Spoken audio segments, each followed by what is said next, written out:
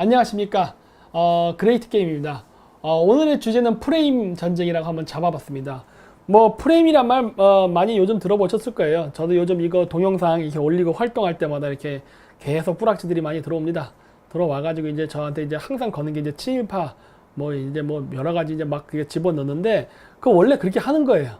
그리고 이 원래 정치라는 건 원래 전쟁입니다. 전쟁이기 때문에 뭐 좌고 우고 뭐 할 거 없이 자기네 그 이익과 기득권을 지키기 위해서는 원래 그런 공작하는 사람들이 있는 거예요.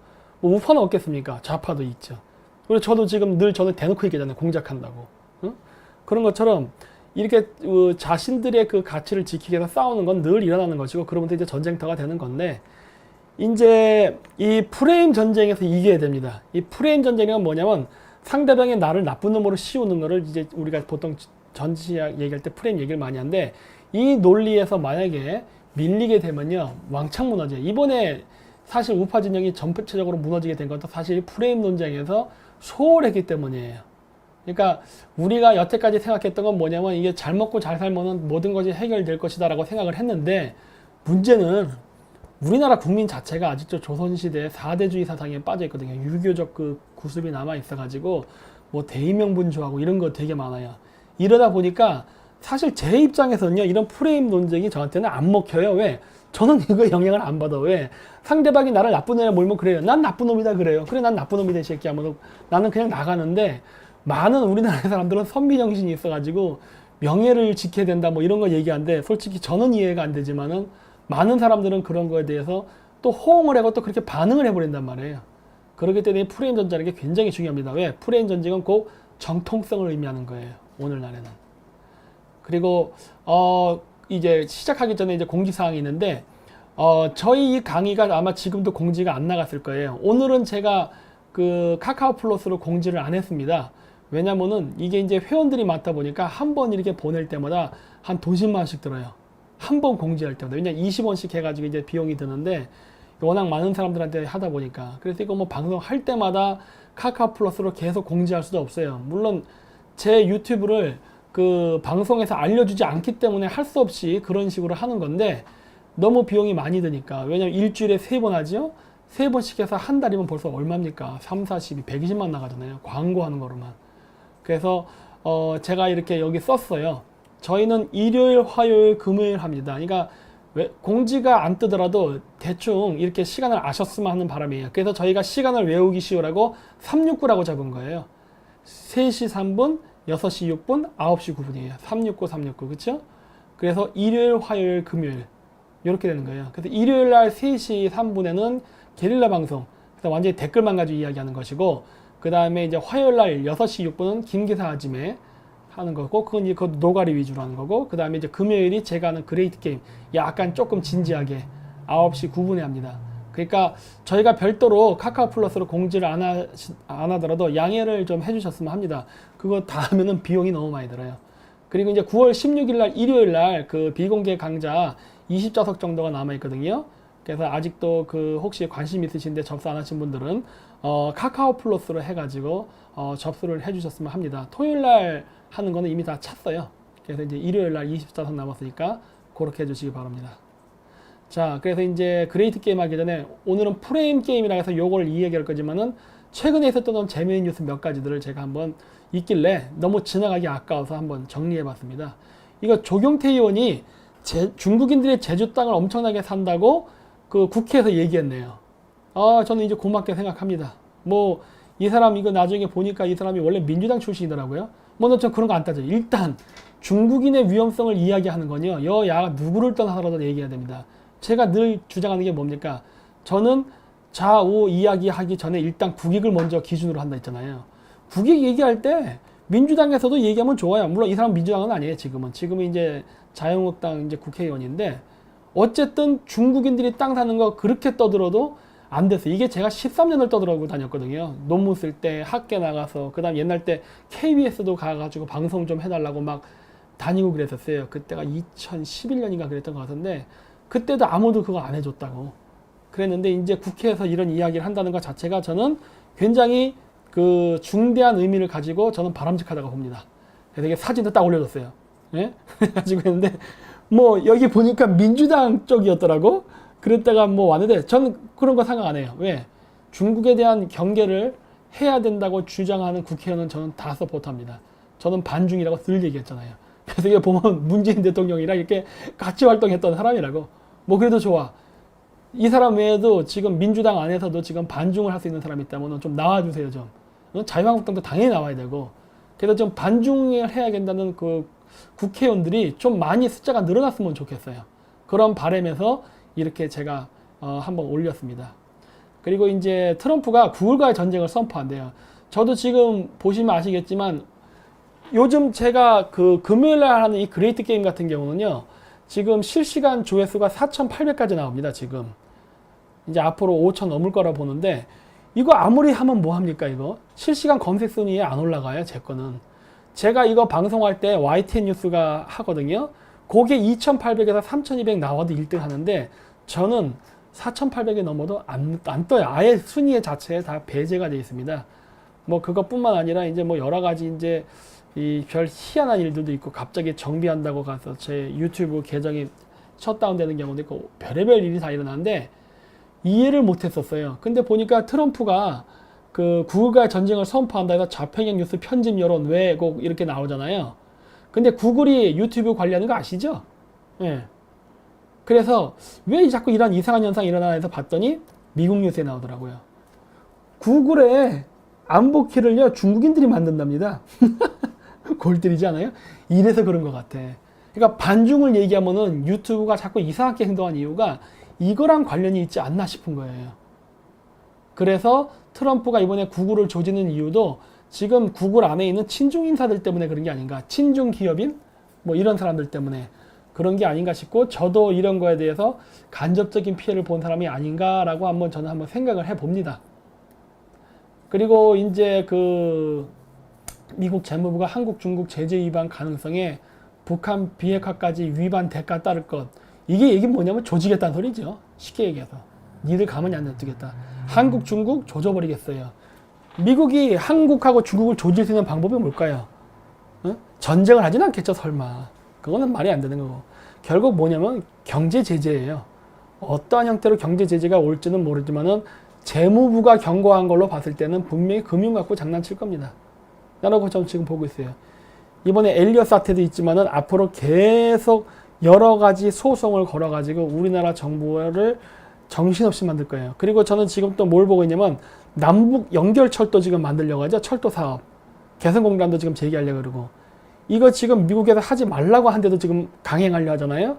이런 거 하게 되면은 지금 저는 어떤 일을 예상하냐면 이 남북 그 철도 연결이나 그 다음에 개성공단 개발은요, 다 돈하고 관련된 겁니다. 돈 들어요. 따라서 이 개발을 저지시킬 수 있는 가장 좋은 방법은요, 점잖게 할 수 있는 가장 좋은 방법은 제가 주로 얘기하는 그런 마사지 있잖아요. 이런 마사지 중에도 이제 물리적인 마사지가 아니라 우리나라에 금융제재를 가하면 돼요. 그럼 어떻게 돼요? 돈이 없어서 남북철도 사업 못하게 된다고. 그래서 그런 식으로 오게 되는 게 아닌가 싶고, 이번 그 석탄 세탁에 대해서 한국하고 중국에게 그러한 어떤 대가를 치르게 한다는 건 결국 그걸 명분으로 삼아가지고 결국 남북철도 이기 사업이라든가 이런 것들을 결국 못하게 하려는 게 아닌가라고 저는 지금 보고 있습니다. 자, 그래서 이제 국제뉴스나 이런 외신 끝내고 이제 프레임 전쟁으로 갈게요. 그래서 이제 그 문재인 대통령이 되기 전에 걸었던 3개의 공약이 있었습니다. 적폐청산, 그 다음에 이기는 시대, 그 다음에 타협은 없다. 이 타협은 없다는 결국 이 1, 2, 3이라는 말이 결국 뭐냐? 적폐청산을 하고 그러니까 적폐를 청산해서 이기겠다는 말이고, 그 다음에 적폐청산한테 타협은 없다. 딱 하나예요. 결국 뭐예요? 적폐 세력 제거하겠다는 게 선거 공약이에요. 근데 우리나라에서 적폐라고 이야기할 때는 어떤 사람들이 적폐라고 이 사람들이 프레임을 씌웠냐면 우리나라 과거 군부 독재 세력이라고 하는 사람들. 그리고 이 사람들의 기원을 어디로 보는 겁니까? 주로 박정희 대통령 비판할 때 친일파로 몰고 가거든요. 그래서 이 사람들이 얘기하는 건 결국 친일파를 제거하겠답니다. 근데 여러분들 입장에서 친일파를 제거하겠다는 이러한 그 민주당의 그러한 관점을 어떻게 보십니까? 여러분들 그냥 말로만 들을 때는 좋아요. 원론으로 들을 때는 친일파를 청산하겠다. 괜찮은 말이에요. 그렇죠? 우리가 일제의 식민지를 당했으니까. 근데 문제는 친일을 청산하겠다는 사람들이 무엇을 했느냐를 봐야 돼. 무엇을 했느냐. 저는 이 사람들을 보면서 항상 느끼는 게 내로남불. 지금은 내로남불이라는 말을 많이 쓰지만 저는 옛날 때 이거 비판할 때 뭐라 썼냐면 그 똥 묻은 개가 겨 묻은 게 나무란다는 얘기를 많이 했거든요. 물론 그게 그 말인데 왜 그러냐면은 이게 사례가 있습니다. 문재인 정권이 그 대통령 선거할 때 뭘 얘기했습니까? 노무현의 정신을 계승한다 해서 자기네들이 노무현의 적통을 계승했다는 얘기 상당히 많이 했죠. 그렇다면은 우리는 노무현 때 무엇을 했나를 보면 돼요. 그게 바로 지금 문재인 정권이 하는 적폐청산과 연결됐으니까. 지금은 적폐청산이라고 얘기하지만 그 당시에는 친일청산이라고 얘기했어요. 결국 같은 말이에요. 결국 같은 말인데 그때 당시도 참 웃겼죠. 여기도 뉴스에도 나오지만 신기남 의원 하면 떠오르는 친일파 청산소동 해가지고 이 코미디 같은 일, 이거 혹시 기억나세요? 이거? 이게 노무현 대통령 때 있었던 친일 청산을 위한 뭐 어쩌고 뭐 인명사전도 만든다 뭐 여러 가지 사건이 있었었는데 이게 거의 결국 해프닝으로 끝났습니다. 왜냐면 여기도 나죠. 이 사진에도 나오는 김희선 의원, 이 사람도 부모가 친일파였단 말이에요. 신기남 의원은 또 어때요? 마찬가지라고요. 그러니까 친일 청산을 하겠다는 민주당의 그 위원 사람들이 다 친일파의 후손들이었다고요. 근데 그런 사람들이 그 당시 이제 자유한국당, 이제 새누리당, 이쪽 사람들이 갖다 친일 프레임을 씌워서 공격을 했다가 자기네들의 그 조상들의 친일 이력이 드러나면서 슬금슬금 사라져버렸어요. 못해버린 거예요. 그래서 결국 친일 청산 못했습니다. 왜? 본인들도 바로 친일파의 후손들이니까. 근데 이 얘기를 제가 왜 하느냐? 이게 친일 청산 문제에서 지금 적폐 청산으로 단어만 바꿔서 나온 거란 말이에요. 이것도 프레임이에요. 친일 청산 프레임으로 안 가니까 이제 적폐란 말로 바꿔버린 거라고. 그지만 결국은 친일이에요. 왜? 내부를 들여다보세요, 지금. 결국 친일파로 몰고 가잖아요. 그걸 이제 적폐라고 단어만 바꾼 거지. 근데 지금도 보시면 아시겠지만 얘네들이 간 적폐 청산이 뭐예요? 대기업의 갑질, 그 다음에 그 약자를 그제 뭐 막 괴롭히는 뭐 이 뭐 땅콩 사건부터 별별 거 다 있었잖아요. 근데 대한항공 땅콩 사건은 비판하는데 왜 아시아나 갑질은 얘기 안 할까? 네? 이런 것들이에요. 핵피아 얘기는 하면서 지금 태양광 사업하면서 지금 임종석이 실장 밑으로 그 이권관계 갖고 있는 걔네들의 그 태양광 산업의 그러한 뭐랄까, 이건 태양광 피아라고 해야 되나? 이런 것들은 왜 얘기 안 할까? 그 다음에 뭐 무슨 교육 같은 것도 문제 많다고 해서 해놓고서 결국 자기네 좌파 사람들도 다 자식들 외고 나오고 미국 유학 가고 미국 국적 가고 이런 일이 일어났잖아요. 그 똑같은 거예요. 결국 노무현 때 했던 친일 청산이 이름만 바꿔서 적폐 청산으로서 했는데 결국 지인들도 똑같은 거 그런 게 있기 때문에 결국 또 이런 문제가 생긴 거라고요.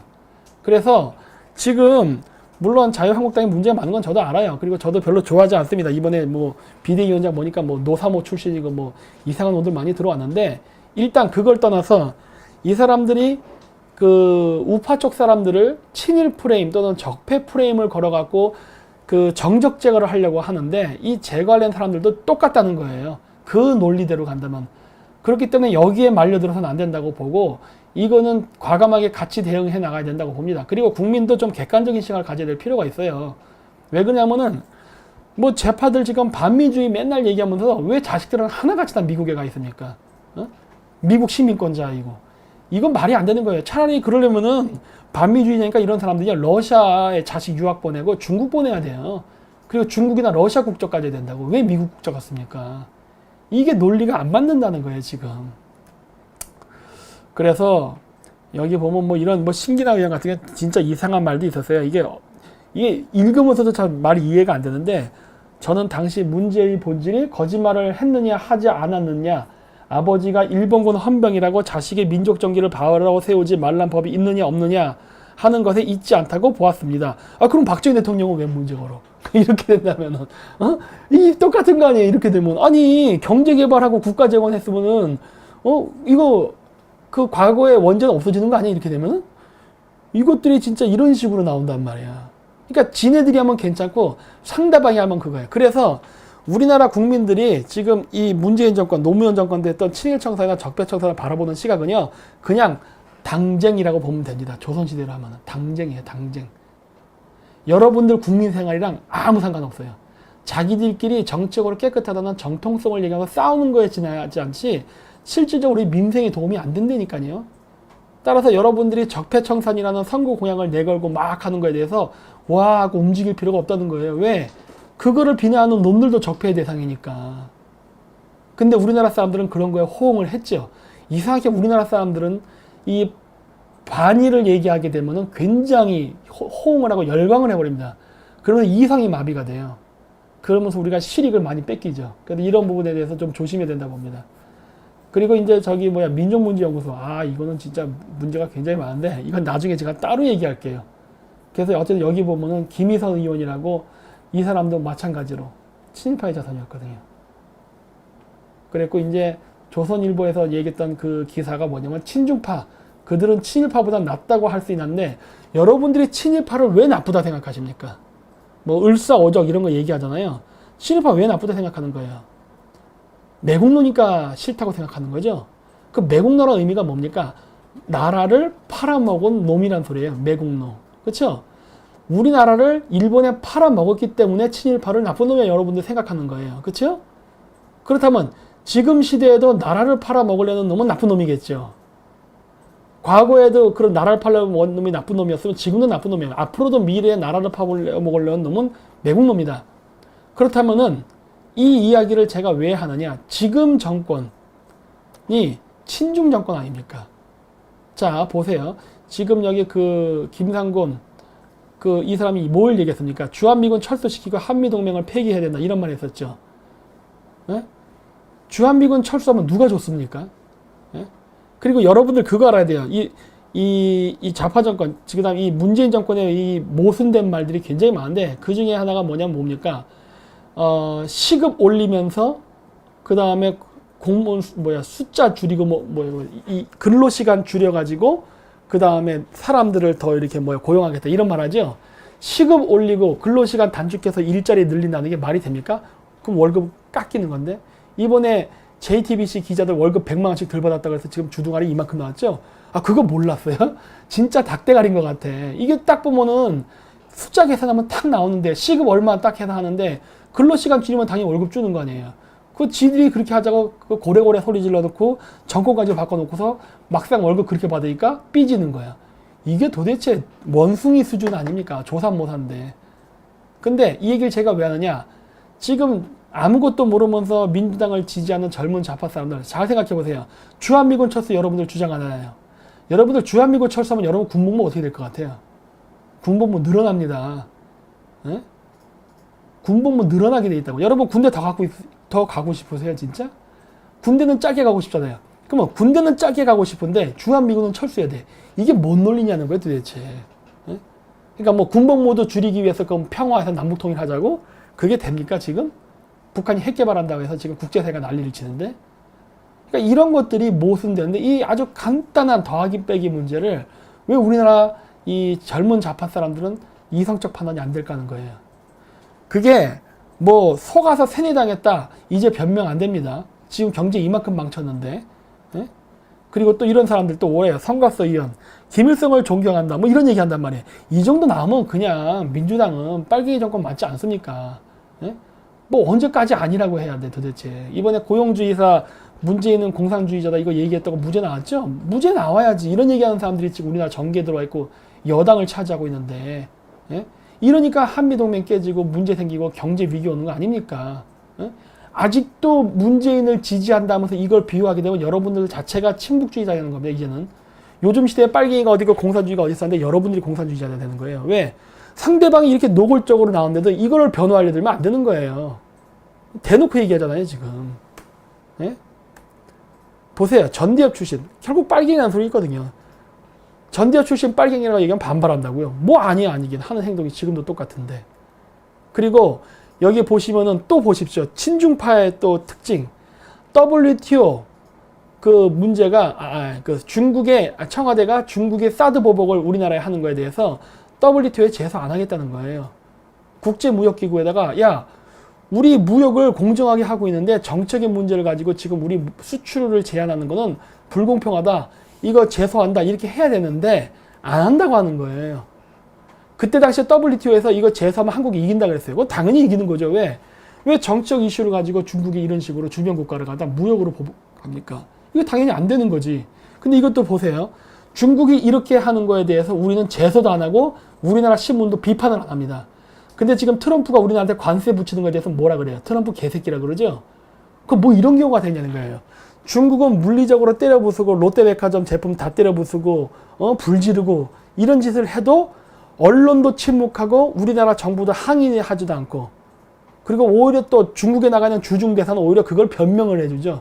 중국의 입장을 이해해야 된다 이런 식으로 하면서 미국이 한국에 대해서 야 대북 경제 제재 안 하면은 이렇게 우리 경제 제재 할 거야 하면서 뭐 관세도 올리고 이러면은 트럼프의 미친 외교, 뭐 트럼프 나쁜 놈 이런 식의 얘기를 한다는 거예요. 이런 것들이 바로 좌파 이중성이에요. 그러니까 좌파 애들이 이중성을 항상 인식해야 돼요. 그렇기 때문에 이러한 프레임을 알고 역공을 해야 됩니다. 당하지 말라는 거예요. 그리고 여기 보세요. 또 이상철 전 LG U+ 부회장, 이 사람 김대중 대통령 때 전북통신부 장관이에요. 공무원이었다고. 이 사람이 KT에서도 대표이사하고 LG U+도 갔었어요. 그런 다음 어디 갑니까? LG U+에 있을 때부터 이미 화웨이랑 교류를 시작해요. 교류를. 두둑히 돈 받고 세미나도 해주고. 그러더니 이 사람이 갑자기 화웨이로 가. 이거 업계에서 이거 이렇게 하면 안 되는 거예요. 이거 반칙이라고. 왜? 기술 유출이 되거든. 근데 그 사람이 가서 뭐 한 거예요, 결국? 우리나라에 지금 평창올림픽 때도 그렇지만은 3G, 4G, 5G 지금 전부 다 어떻게 하려는 거예요? 전부 중국 화웨이 기판 쓰게끔 만들려는 거 아닙니까? 지금 이 사람 한국 들어왔죠? 한국 들어서 지금 뭐 하고 있어요? 우리나라에 지금 5G로 화웨이 까는 거를 지금 하려고 로비 활동하고 다닌다고. 이 사람 도대체 누구를 위한 활동을 하는 거예요? 이 사람 매국노 아닙니까? 매국노는 나쁜 거 아니에요? 잘 생각해 보세요. 친일파 이코로 매국노라는 프레임이 우리 머릿속에 입력되어 있어요. 좌파들이 하도 선전 공작을 해서. 그래서 친일파 이코로 매국노예요. 그 친중파는 매국노 아닙니까? 이 사람들이 매국노인지 아닌지는요, 행동을 보면 되는 거예요. 그래서 제가 자꾸 결과를 보여주는 거예요. 이들의 행동을 봐라요. 이거 여러분들 그 직업 뺏어가는 거예요. 여러분들 뭐 청년 창업 이런 얘기 많이 하죠. 여러분 청년 창업이 쉬운 줄 아세요 지금? 저도 이거 개인 인터넷 방송 하지만 새벽 3시 반까지 잠을 못 자요. 왜?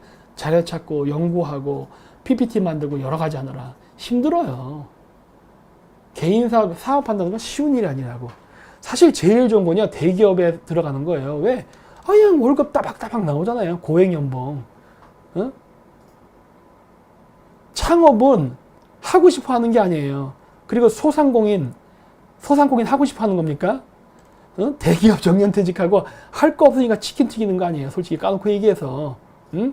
근데 그런 치킨 튀기는 소상공인의 부모가 자기 자식을 야, 내 치킨집 물려받아서 우리 가업을 번창시키길 바란다. 이런 말을 하고 싶은 사람들이에요? 아니라고. 대기업에 자기 자식들을 취직시키고 싶어 하는 사람들이에요. 근데 그 대기업을 누가 조지고 있습니까? 문재인 정권이잖아요. 여러분들의 일자리를 시급을 올리고 그 다음에 근무시간 단축시키고 그 다음 미국하고 외교를 개판으로 치러서 우리나라 경제가 붕괴돼서 수출이 안 돼서 쫓겨나고 권고사직 당하고 명예퇴직 당하고 해가지고 치킨집 하는 소상공인들이에요. 여러분들도 피해자야. 그런데 그 자식들도 결국 그렇게 해서 대기업이 수출이 안 돼서 경기가 안 좋으니까 취업이 안 돼서 젊은 층도 피해자라니까. 우리나라 좌파 우파가 지금 세대 간의 갈등이죠. 나이 드신 분들은 우파, 젊은 층들은 좌파야. 그래서 세대 갈등이 지금 있잖아요. 뭐 우파가 낫네, 좌파가 낫네. 근데 그거를 비난하는 좌파, 니들 자신들도 지금 실업자 됐잖아요. 근데 왜 지금 문재인 정권을 지지하지? 이거는 진짜 아까 제가 처음에 원숭이라고 얘기했는데 이게 개 대가리에서 닭 대가리로 내려갑니다. 진짜 레벨이 점점 내려가요. 대체 우리나라의 교육열이 그렇게 높다는데 지적 능력이 어느 정도 될까 하는 거예요. 그 비싼 돈들이 유학까지 갔다 왔는데 인간의 지능을 갖고 있지 않아요. 내가 봤을 때. 보세요. 이상철 회장이 무슨 짓을 했는가 보십시오. 삼성의 매출이 급감합니다. 여러분 삼성 들어가고 싶지 않으세요? 물론 삼성에서 일하면 힘듭니다. 진짜 업무 환경 빡시해요. 근데 보통 저희 때도 그랬지만 삼성에서 5년 근무해서 딴 데 갑니다. 왜? 경력 써서. 삼성에서 5년 일할 정도의 내공이면요. 딴 데 가면 엄청난 대우받고 진짜 그 능력 인정받거든요. 삼성이 어떻게 보면 일종의 다른 대기업에 갈 때 일종의 직업연수의 역할을 했어요. 그것도 고액의 연봉을 받는 직업연수. 왜? 배운다는 건 내가 학비를 써야 되는데 이건 대기업이 나에게 돈을 주잖아. 얼마나 좋아. 그래서 그 스펙 사서 딴 데 갔다고요. 근데 이러한 매국노들 한두 명이 똥탕을 치다 보니까 어떻게 돼요? 수천 명의 청년들이 일자리를 잃어버린 거예요. 이래 놓고서 뭐 인도에 이재용 회장 갔을 때 문재인 대통령 옆에 비빌가고 우리 청년 실업 좀 해결해 주세요. 이런 개소리 하는 거예요. 진짜 웃기는 거 아니에요? 아니 경제 정책을 똥구녕으로 하나? 내가 똥구녕에 있나 진짜? 이게 뭘 말 같지 않은 소리 하는 거야 도대체 이렇게. 경제 정책은 합리적으로 해야 되는 거예요. 지금 스마트폰 다 뺏기고 있잖아요. 이거 누가 했습니까? 예? 지금도 중국 심천에 가면 전직 LG, 삼성 이런 사람들 엔지니어가 거기서 지금 계속 신제품 만들고 있다고. 다 매국노예요. 다 매국노. 예? 이런 사람들이 매국노고 여러분의 직업을 뺏는 거예요. 이런 사람들이 적폐청산의 대상이에요. 이 이상철 LG 전 유플러스 회장, 이런 부회장, 이런 사람들이 적폐라고. 이런 사람들이 우리의 국익을 깎아먹고 여러분의 직업을 뺏어가는 놈이에요. 뭐 부자들이 뭐 대기업이 뺐나 이게 아니야. 얘네들이 여러분들이 직업을 뺏는다니까. 근데 얘는 왜 적폐가 아니지? 왜 이런 사람일수록 오히려 청와대에 측근이냐는 거예요. 이거 이상하지 않아요? 청와대 얘네들 매국노 아니야? 이렇게 되는 거예요. 의심할 수밖에 없는 거예요. 또 보세요. 민주당 또 뭐 하나. 제주도에 공항을 파견하는 거를 협의했다. 여기 보시면은 뭐가 나오냐. 이게 근데도 2016년 박근혜 정권 때잖아요. 이래요. 그래서 문장 끝까지 읽어봐야 돼요. 보세요. 여기 보면 뭐가 나오냐. 9월 26일 외교부 국정감사에서 제주도에 중국 공항을 파견하자는 방안이 거론됐다. 더불어민주당 나오잖아.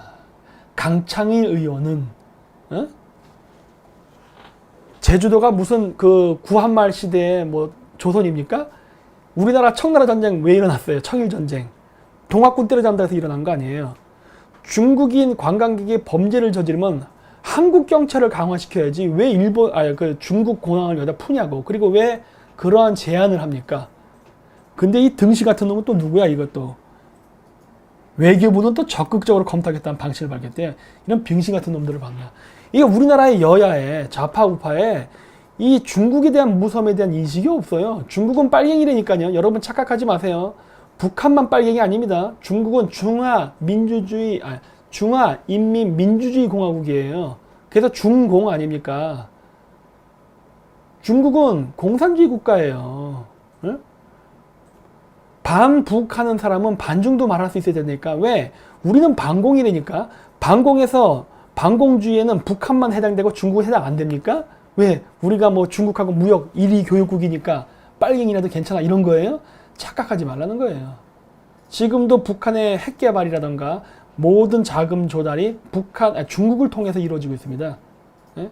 우리나라에서 벌어지는 소비 활동 있죠? 여러분들이 쓰는 화장품, 태양광 이번에 들어왔던 거, 그 다음에 각종 뭐 중국에 수출한 여러 물건들, 수입하는 물건들, 여기서 생기는 수입이 중국에 만들어 놓은 북한의 페이퍼 컴퍼니, 무역 상사들이 거기서 이익을 내가지고 북한의 자금 조달에서 핵 개발하고 있다니까. 어?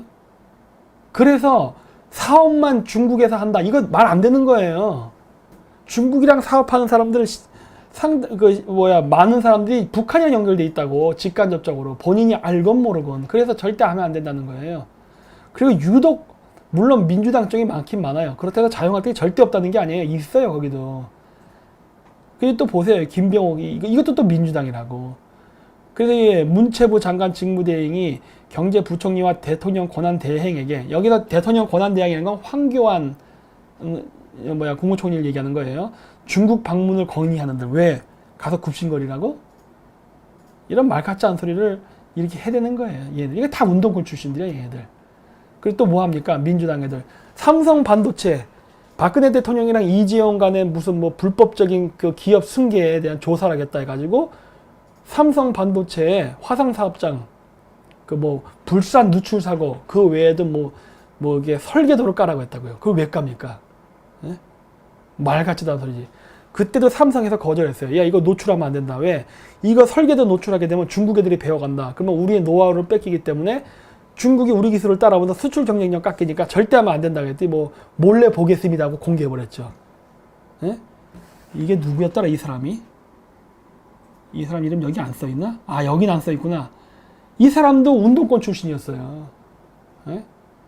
그러니까 이게 민주주의 운동한다는 놈들이 사실은 공산주의 운동한다니까. 여러분 그 착각하지 마십시오. 우리나라에서 민주주의 운동했던 애들 다 공산주의예요. 왜? 거기는 자유가 빠졌으니까. 인민민주주의잖아. 조선민주주의 인민공화국이잖아요. 북한은. 그쵸? 정식 명칭. 조선민주주의 인민공화국. 북한도 민주주의 국가예요. 무슨 민주주의? 인민민주주의. 어? 구별해야 된다고. 우리나라 사람들 아직도 구별을 못해, 이거를 갖다가. 똑인지 된장인지. 그래서 보십시오. 중국이 뭐라고 생각하나. 여러분, 우리는 임진왜란이라는 말을 씁니다. 임진왜란. 역사도 프레임이 있는 거예요. 역사라는 것도. 우리가 임진왜란이라는 말을 왜 쓰는지 아세요? 그리고 병자호란이라는 말도 있어요. 그렇죠? 정묘호란, 정유재란 이런 단어들 있죠. 그게 다 보면 일본이랑 싸운 전쟁이고 청나라랑 싸운 전쟁인데 우리는 거기다 뭘 붙이니까 란이라고 붙여요. 란. 왜 란이라 붙였는지 아세요, 여러분? 네? 일본이랑 싸운 전쟁과 그 다음 청나라랑 싸운, 그러니까 금나라 누르왔지, 후금에 싸운 전쟁인데 우리는 전쟁이라 얘기 안 하고 난이라고 붙여요. 난. 왜? 그 당시 조선의 사대부들 입장에선 얘네들은 오랑캐 야만족이거든. 그래서 자기네들은 전쟁을 했다고 생각하는 게 아니라 이 오랑캐들이 우리나라 땅에 들어서 난을 일으켰다. 즉 행패를 부렸다고 기록하는 거예요. 그러면 임진왜란, 정유재란, 그 다음에 병자호란, 정묘호란, 이 란 속에는 지금 이 단어 속에는 어떤 의미가 있는 거예요? 우리는 상국, 문화대국이고 우리를 침략한 놈은 야만족이다라는 의미가 이 단어 속에 있는 거예요. 근데 일본에서는 임진왜란을 뭐라 부를 것 같습니까? 임진왜란이라 부를까요? 조일전쟁이라 부릅니다. 물론 일조 전쟁이라 불러요. 일조 전쟁. 자, 근데 보세요. 이게 일조 전쟁이란 뭐예요? 그 일본이니까 일본을 앞에 쓴 것 뿐이에요. 근데 전쟁이란 말을 붙였어요. 그 얘기는 뭐예요? 국가 대 국가가 싸웠다는 의미예요. 단어 프레임 그래서 중요한 겁니다. 단어 프레임. 그래서 일본 사람들은요, 그걸 일조 전쟁이라 부르죠. 임진왜란 말 안 써요. 왜? 우리가 왜 오랑캐야? 우리도 어엿한 국가인데. 이런 사고방식이 있는 거예요. 자, 그래서 이 얘기를 제가 왜 했느냐? 우리가 6.25라는 단어를 얘기할 때 어떻게 얘기합니까? 여러 가지가 있어요. 6.25 전쟁. 이건 뭐야? 가장 중립적인 단어예요. 6월 25일 날 전쟁이 났으니까. 그 다음에 한국전쟁이라고도 불러요. 우리나라에서는. 그리고 이제 동족산잔의 비극. 이럴 때 이것도 마찬가지로 6.25를 얘기하는 겁니다. 이게 통상적으로 우리나라에서 불리는 그 6.25 전쟁에 대한 명칭이에요. 근데 자, 중국인들은 뭐라고 불렀느냐? 여기 빨간색 천 안에 밑에 보면 나오죠? 항미원조 전쟁이라고 불렀습니다. 항미원조. 이게 무슨 말이에요? 한자로 써 있으면 알아보기 쉬운데 이게 뭐냐면 항미, 미국에 대항해서 원조, 조선을 도운 전쟁이란 말이에요. 자, 그러면 이게 어떤 의미가 보이십니까? 중국 애들은 6.25 전쟁이란 말 안 해요. 그 다음 한국 전쟁이란 말도 잘 안 씁니다. 한국 짠정 아니면朝鲜 짠정 이런 말 거의 안 써요. 항미 원조 전쟁이라고 불러요. 그 얘기는 뭐예요? 조선을 돕기 위해서, 예를 들어서 북한이에요. 북한을 돕기 위해서 미국에 대항한 전쟁.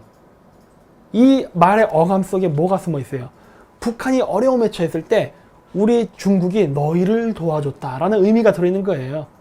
이게 단어 프레임이 이렇게 잡고 가는 거예요. 그래서 중국 애들은 항미 원조 전쟁이라고 부릅니다. 예?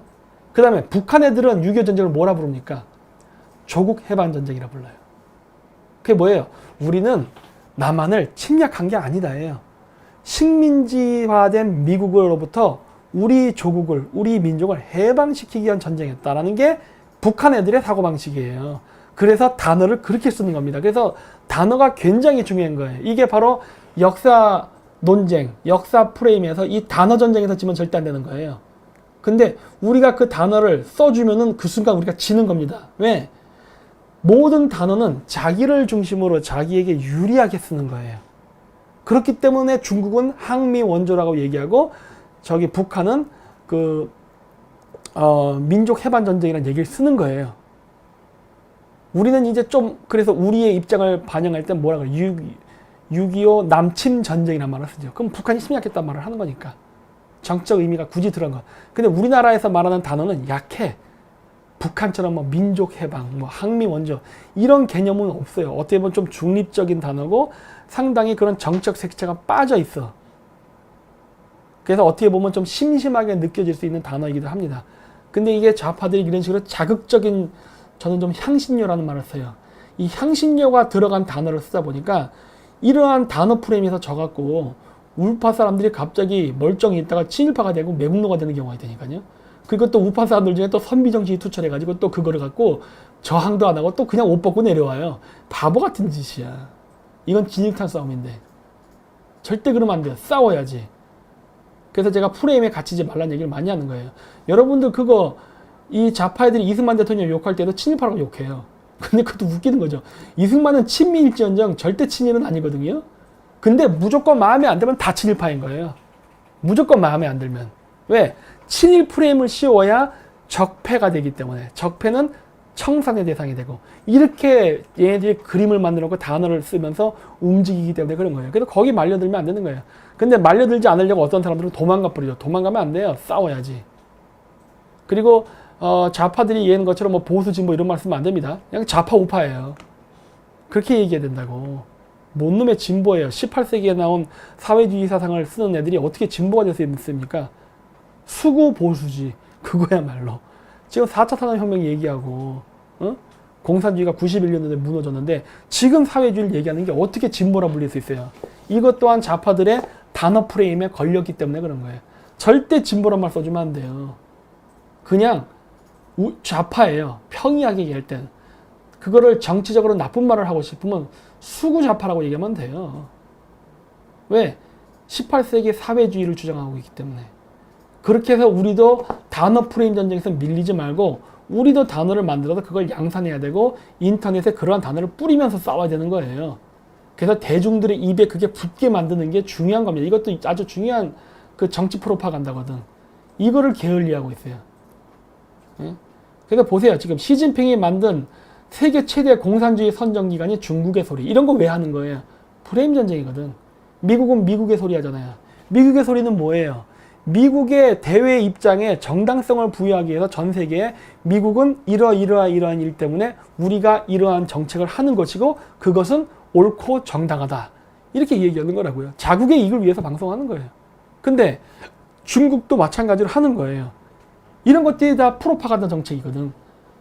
원래 프로파간다 전쟁은 해야 되는 거예요. 오늘날 프로파간다 전쟁의 가장 치열한 전쟁터는 바로 이 유튜브와 같은 사이버 전쟁이에요. 이 사이버 전쟁에서 이 나이가 든 이 우파 쪽 사람들은 대응을 잘 못해요. 그래서 이 사이버전에서 밀리다 보니까 이 프레임에 말리는 겁니다. 절대 그러면 안 되는데. 그리고 이제 이기는 시대로 얘기하는데 이 이기는 시대로라는 게 뭐예요? 가진 자로부터 이긴다는 소리예요. 그래서 이게 벌써 한겨레 신문에 나온 거예요. 은지와 혜진이가 이야기하는 청년의 삶. 중하, 이게 흑수저겠죠? 중상, 이게 금수저예요, 일종의. 그러면 아르바이트, 저쪽은 동아리 활동. 그러니까 재미있게 논다는 소리죠. 학비 지원 시험 응시, 저기는 어학연수, 자격증 준비, 뭐 중소기업의 취직, 뭐 대기업 일사활동, 뭐 이런 식으로 쭉 나오는 거예요. 이런 식으로 해서 우리나라 사회에 그 어떤 금수저, 흑수저 논란이 있다라는 식으로 프레임을 만들면서 계속 사회를 이원화시키고 그 갈등을 유도하면서 뭐가 나옵니까? 바로 이렇게 대한항공의 땅콩 갑질, 그 다음에 뭐 몽고 식품 회장 갑질 논란, CJ 회장 뭐 요강청소, 이것도 다 갑질 논란이지. 이런 거 뭐 이제 뭐야 종근당 회장 뭐 어쩌고 저쩌고 갑질 논장, 이런 식으로 계속 얘기한 거예요. 근데 진짜 웃긴 건 뭔지 아십니까? 좌파 정권이 들었으면은 늘 금수저를 부유하게 해줬습니다. 제가 만나는 팬분이 있어요. 물론 그분은 강남 좌파이긴 하지만 그러면서도 제 방송을 좋아해서 제 팬이기도 해요. 근데 그분이 그런 얘기를 저한테 해주더라고요. 나는 문재인이 싫은데 문재인을 찍어. 왜? 강남의 부동산 값을 올려주죠. 이런 얘기 하더라고요. 골 때린 거예요. 이게 그런 정서가 있어요. 우리나라에. 참 웃기죠? 그게 현실이야. 이 얘기를 제가 왜 하느냐? 여러분, 사법고시에 문제가 많은 건 저도 알아요. 그게 옛날이지만 과거 시험인데, 사법고시, 즉 고시는 뭐였냐면요, 우리나라에서 못 먹고 못 사는 사람이 흑수저에서 금수저로 한 번에 로또를 맞을 수 있는 유일한 기회였다고요. 어떻게 보면 그걸 통해서 그 집안이 팔자가 바뀝니다. 고시 패스한 순간 어떻게 돼요? 부잣집 부인이 자기 딸을 데리고 와서 열쇠를 3개를 주면서 부디 제발 내 딸하고 결혼해 주세요, 이랬다고요. 근데 요즘 누가 변호사 되면 쳐다다 봅니까? 요즘 변호사 월급 얼마입니까? 150만 원인가? 그렇게 받는 사람들도 많다고. 지금 생계 허덕이는 변호사들이 많아요. 왜? 로스쿨 했으니까. 이 로스쿨 이게 노무현 때 했죠? 이거 그렇게 하면 안 된다고 얘기하고 문제 많다고 했는데, 이거 로스쿨 왜 하는지 아십니까? 말로는 법률적 서비스로 어쩌고 한 거예요. 그런 거 아니라니까요. 자, 여러분 한번 생각해 보세요. 자본주의 사회잖아요. 여러분들은 공산주의 국가 살기 싫죠? 주둥아리로는 좌파이즘을 얘기해도 결국은 생활은 자본주의라고. 자, 로스쿨을 하게 되면 어떤 문제가 생기느냐? 생각해 보세요.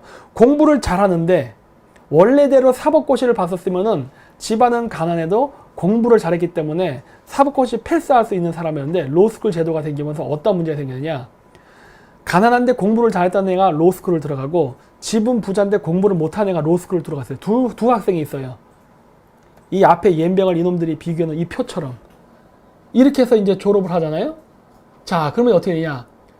가난하지만 로스쿨에서 공부를 잘해서 우수한 성적을 받은 학생이 나오고, 그 다음에 집안은 부유한데 공부를 그렇게 로스쿨에 썩 잘하지 못한 애가 나왔어요. 그게 B야. A하고 B. 그러면 여러분들은 회사에 얘네들이 입사 원서를 냈을 때 누구를 고용할 것 같습니까?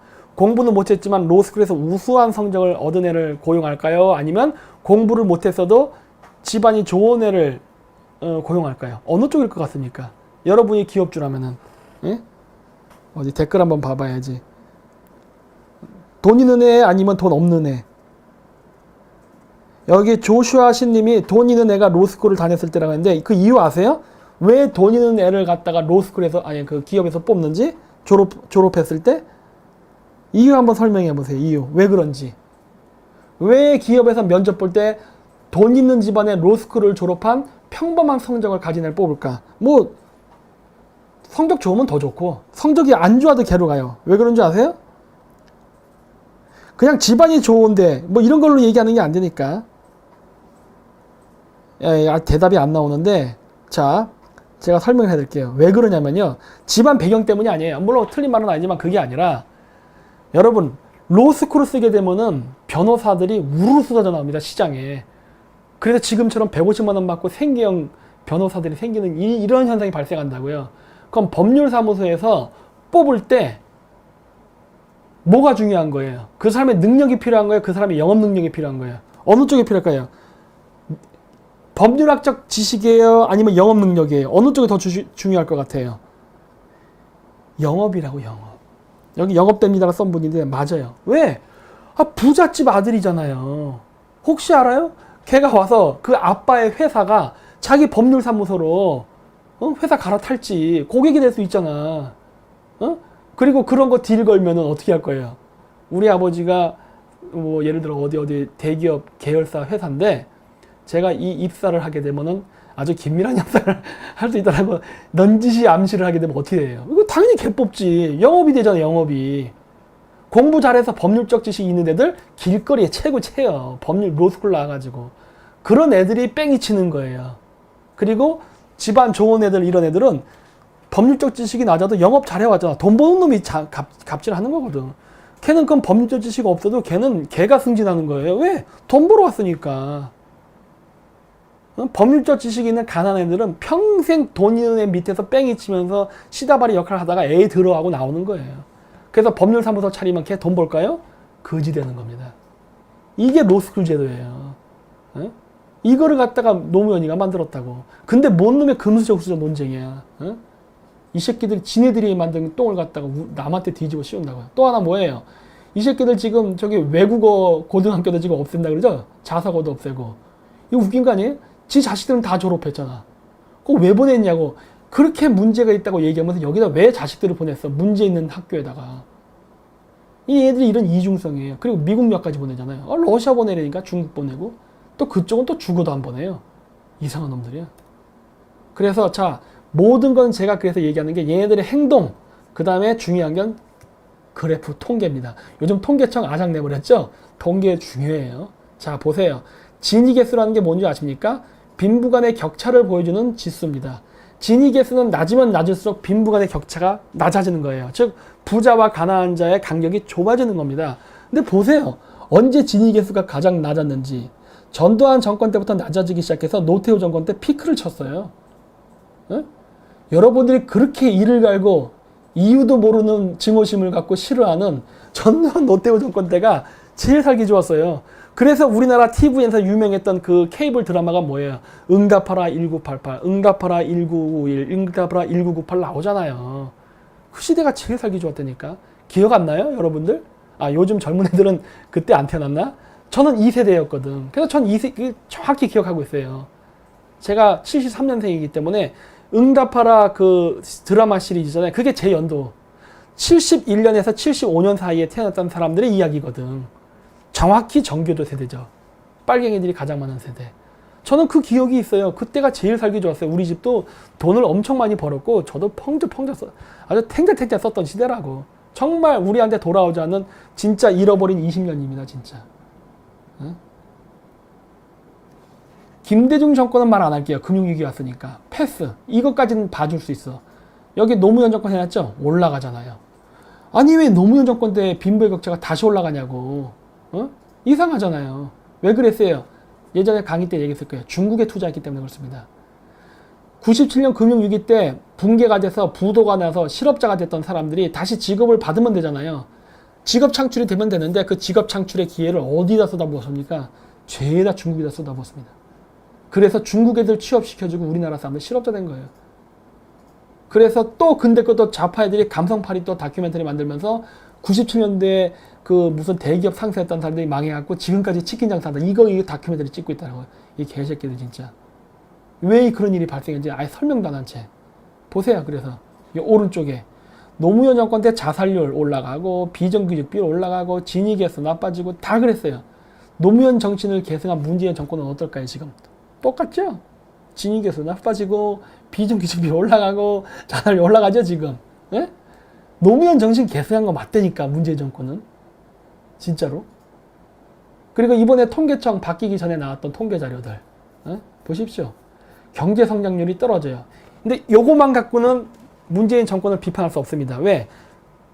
이거는 전체적으로 지금 중국도 나쁘고 한국도 나쁘니까. 그리고 이미 전체적으로 우리나라도 경제 성장을 어느 정도 했기 때문에 앞으로 막 이렇게 엄청난 경제 성장은 못해요. 그렇기 때문에 3.3%에서 2.9%로 떨어졌다 해서 문재인 개새끼 이렇게 말할 수는 없는 거예요. 그건 아니야. 그래서 경제 지표는 여러 개를 봐야 되는데 또 다른 지표를 볼까요? 이게 전년 동기 대비 수출 증가율입니다. 2017년에 14.6%, 그 다음 2018년 1분기 때는 9.9%로 감소했죠? 2분기, 그러니까 2017년 2분기 때는 16.7%에서 2018년 2분기 때는 3.2%로 급감하기 시작해요. 나타나고 있죠? 이게 왜 그래? 이게 전 정권의 똥이에요? 아니라니까. 제가 얘기하잖아요. 외교 개판 쳐서 그런 거라니까. 외교를 못해서 이런 일이 일어나는 거예요. 대북제재 동참 안 해서 그런 거라고. 그리고 보세요. 고용 증감률 마이너스대로 가기 시작하잖아요. 그러니까 이런 그래프를 보면서 이제 느끼는 거예요. 이 앞쪽에 연도별 경제 성장률이 떨어진 거는 수출이 감소했기 때문에 고용률이 감소하면서 일어난 현상이구나라는 게 스토리텔링이 쫙 되는 거예요. 그러면서 또 어떤 일이 있느냐? 지금 진위계수 나빠진다고 했죠?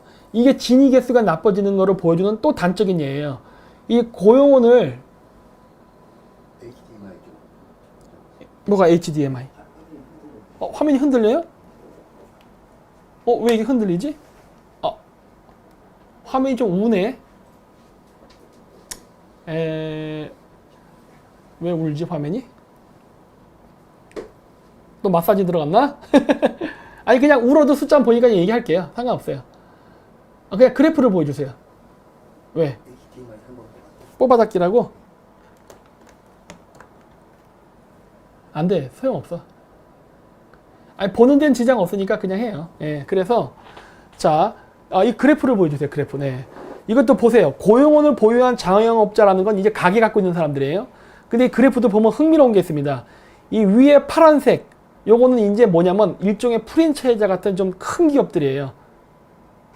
좀 돈 있는 백종원 씨라든가 이런 사람들 있잖아요. 이런 사람들이라는 식당이나 이런 대형 레스토랑은 밑에 있는 자영업자, 소규모 자영업자랑 격차를 벌이고 있어요. 사람을 왜 밑에는 못 쓰는 겁니까? 시급 올라가니까 돈이 없어 못 쓰는 거예요. 그러다 보니까 어떻게 돼요? 고용이 확 감소대로 가는 거고, 그 좀 대형 여기 좀 큰 레스토랑은 그래도 그나마 괜찮으니까 올라간 거예요. 근데 이 간격이 벌어져 버렸죠? 5월달서부터 간격이 급격하게 차이가 나기 시작하죠? 근데 이것도 자세히 보면은 이 간격이 벌어지면서 진위계수가 나빠지긴 하는데 이 6월하고 7월 그래프를 보세요. 74,000에서 72,000으로 줄죠? 대기업 프랜차이즈조차도 인원을 감소시키고 있다는 거예요.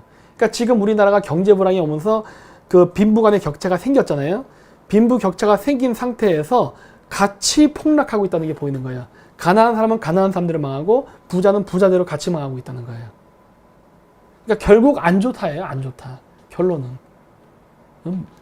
여러분들 일자리 구할 수 없게 되는 거예요. 일자리를. 여러분들 진짜 나중에 노가다도 못합니다. 노가다도 못해. 진짜. 왜? 그건 중국인들이 다 차지했잖아. 응?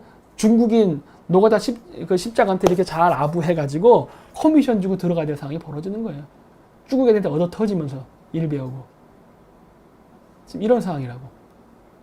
자, 그래서 내가 이 얘기를 왜 하느냐. 이기는 정치안 됐잖아요. 이 이기는 정치란 말은 여러분들을 뭐 흑수저를 금수저로부터 보호하겠다 이런 소리가 아니라 프롤레타리 레볼루션 얘기하는 거라니까. 그 말을 정확히 얘기하면 프롤레타리 레볼루션이에요. 계급주의 혁명이라니까. 그 얘기를 금수저, 흑수저라는 말로 바꿔서 하고 있는 거예요. 근데 문제는 뭐예요? 러시아나 중국이나 프롤레타리 레볼루션 이후에 어떻게 되죠? 농민들도 그 지주들도 같이 몰락해버리죠? 그게 지금 우리나라에서 일어나는 거예요. 그게 유혈혁명이 아닌 무혈혁명으로 지금. 그러니까 우리나라 지금 사람들은 지금 찬물에 들어가서 대표해 주는 문어처럼 가고 있는 거예요, 지금. 물이 점점 뜨거워지고 있는데 지가 죽는지도 모르고 계속 헤헤거리고 있는 거예요. 타협은 없다. 이제 적폐들과의 타협은 없다예요. 근데 보십시오. 여러분은 소상공인들 이렇게 연합해서 뭐 데모하고 뭐 어쩌고저쩌고 해도요. 문재인 정권은 타협 안 할 겁니다. 이 정책 그대로 연결시켜서 쭉 밀고 나갈 거예요. 왜? 이 사람들은 적폐청산이라는 명분을 갖고 하는 거예요. 이거에 반하면 여러분들은 반동문자로 몰리는 거다. 왜? 공산주의가 원래 그렇게 하는 거니까. 여러분들 나쁜 놈 만드는 거예요. 경제정책 실패해도 여러분들이 나쁜 놈이 되는 거야. 여러분이 실패한 거고. 책임 절대 안 지려고 그래요. 근데 여기 보세요. 이거는 뭐냐면 그 외국인 노동자 건강보험료 그래프인데 여기 보세요. 돈은 290억 내고 혜택은 1143억을 먹었대. 응? 2014년에 348억 돈 내고 1261억 서비스를 받은 거야. 이거 적자 운영이라고. 어? 뭐 이런 경우에서. 이거 다 우리 국민의 돈으로 들어간 거야. 우리 국민의 돈을 갖다 쏟아 부어가지고 중국 놈들 병을 왜 치료해 주냐고. 중국 놈 병을. 응? 중국 놈들 병은 의료관광으로 우리나라에서 돈 싸질르고 가야지. 우리나라에 돈 쓰고 가게끔 해야지. 왜 우리 돈을 갖고 의료보험을 왜 주냐고요. 어? 근데 이 등시 같은 놈들이 이런 말을 하죠. 인류애를 바탕으로 법과제도를 마련하자. 공자 났네. 이게 바로 우리나라 사람들이 갖고 있는 더러운 착한 애 컴플렉스예요. 이 조선의 선비 사상은 좌파에도 동일하게 적용됩니다. 우파에만 있는 게 아니에요. 그러니까 이런 거를 갖다 비난하면 뭐예요? 너는 인류애를 반하는 나쁜 놈, 도덕적으로 나쁜 놈. 이렇게 이 공산주의의 프레임이 항상 그거예요. 공산주의 혁명을 하는 데 있어서 자기의 반대파를 도덕적으로 나쁜 놈으로 몰아가는 게 공산주의 혁명의 또 그것도 또 하나의 프레임이거든. 그 프레임이 여러분을 집어넣으려 하는 거예요. 나는 인류의 홍익인간 정신 이런 걸로 해갖고 이런 거를 한 건데 너는 그거에 대해서 반기를 제시하냐? 넌 진짜 인류애 갖고 반인륜적인 놈이네. 이렇게 나가는 거거든. 거꾸로. 요런 프레임을 씌우려고 하는 거예요. 그래서 여기 보세요. 이게 보면 함께 걸음. 이름도 굉장히 좌파스럽죠? 함께 걸음.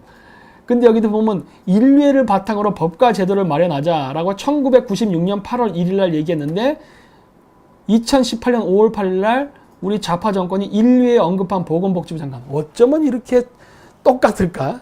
이 얘기가. 그쵸? 1996년도에 얘기가 나왔던 거예요. 이 얘기가. 에? 인류애를 바탕으로 어쩌고. 근데 어떻게 우리나라 보건복지부 장관이 똑같은 얘기를 할 수가 있죠? PPT가 안 넘어가? 오? 뺐다 껴볼게요.